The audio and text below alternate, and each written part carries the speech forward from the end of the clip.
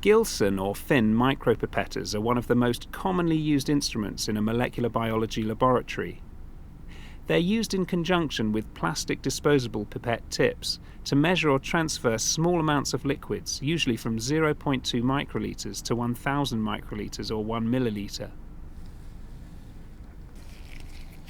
Different pipettes work across different ranges of volumes and are named by the maximum volume they pipette.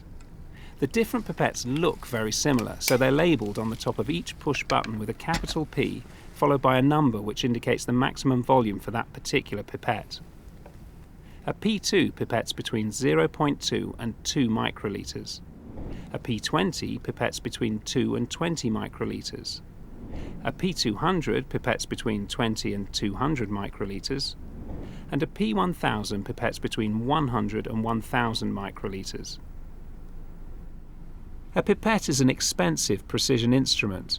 Improper use will damage the pipette, so correct use is essential. You should never use a pipette to measure volumes outside of its range.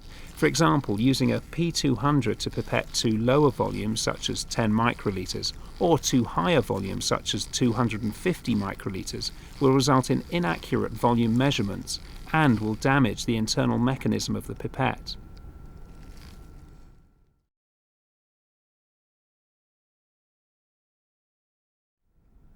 Each pipette has a vertical row of 3 numbers visible in the body of the instrument. To set the volume, you can use either the thumb wheel or, on newer models, the push button. This will cause the 3 number dials in the body of the pipette to rotate and change the volume of liquid that will be taken up. However, the dial numbers indicate different volumes depending on which pipette is used. For example, these 3 pipettes have been set to read the same numbers on the dial, 152. For the P2, this means that the pipette is set to a volume of 1.52 microliters. The bottom 2 dials are in red, indicating 5/10 and 2/100 of a microliter. For the P20, this means that the pipette is set to a volume of 15.2 microliters. The red bottom dial shows 2/10 of a microliter. With the P200, the same visual setting means that the pipette is set to a volume of 152 microliters. This P1000 is set to 0.52, which indicates a volume of 520 microliters. A setting of 100 indicates the maximum volume for this pipette, which is 1000 microliters. The uppermost number is in red, which for this pipette indicates the number of milliliters.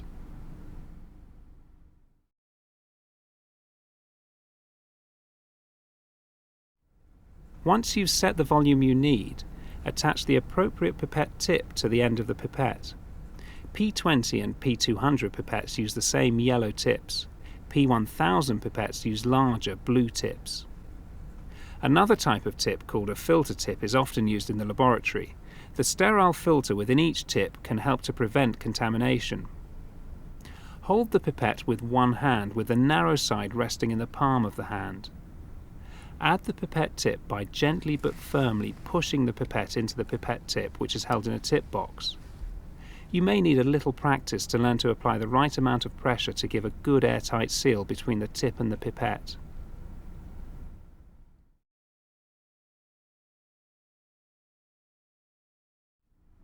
Liquid is drawn in and expelled using the pipette's push button. Gently apply pressure to the button with your thumb until you feel a natural stop. This is called the first stop. The distance you need to push the push button down will vary depending on the volume you require. A P20 set to 2 microliters will require less push button movement than a P20 set to 20 microliters. So to use the pipette, push the button down to the first stop.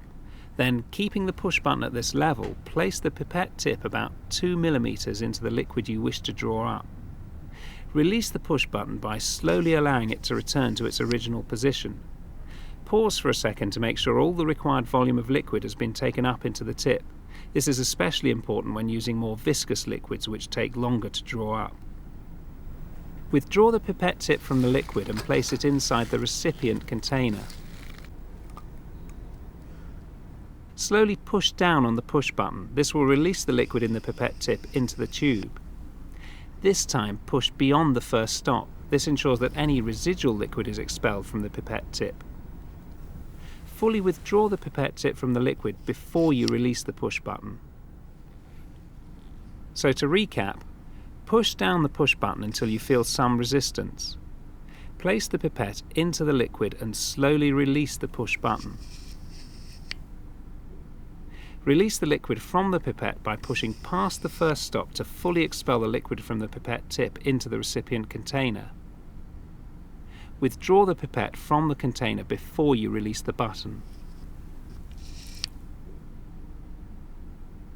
For very small volumes, the aspirated liquid can hang in a drop from the end of the tip and may not be transferred to the tube at all. So you should touch the tip to the inside wall of the recipient container whilst expelling the liquid. Once you've aspirated the liquid, release the pipette tip from the pipette by pressing down on the tip ejector. This is the small white button at the top of the main body of the pipette. Be sure that the attached pipette tip is inside the appropriate waste container before pressing the tip ejector. A new clean pipette tip should be used with each new liquid, or if the tip touches any surface or any liquid other than the one you're pipetting. If in doubt, change the tip.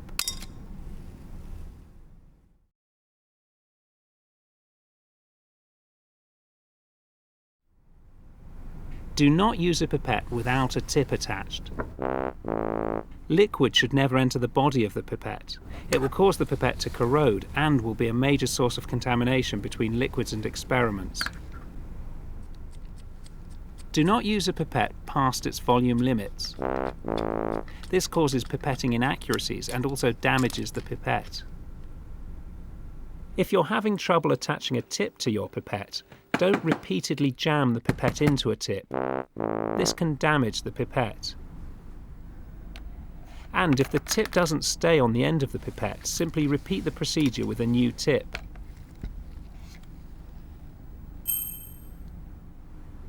When pushing down the push button to take up a set volume of liquid, don't push past the first stop. If you push past the first stop, the volume you then take up will be too large. When taking up liquids, don't simply let go of the push button. The liquid can be sprayed around the inside walls of the tip and up into the pipette body, causing inaccurate volume dispensing and pipette contamination. Make sure you release the push button in a controlled manner. If you don't pause after you release the push button, there won't be enough time for the correct volume to be taken into the tip. Air will be taken in instead. Also, when you're withdrawing a large volume from a narrow container, make sure the tip stays below the surface.